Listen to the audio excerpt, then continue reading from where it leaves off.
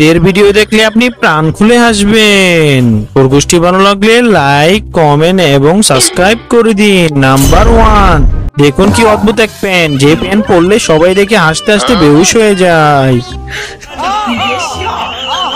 Number 2, দেখুন টাক মাথা যাদের আছে তাদের কত সুবিধা রুটি বানাতে, দেখে অবাক হবেন।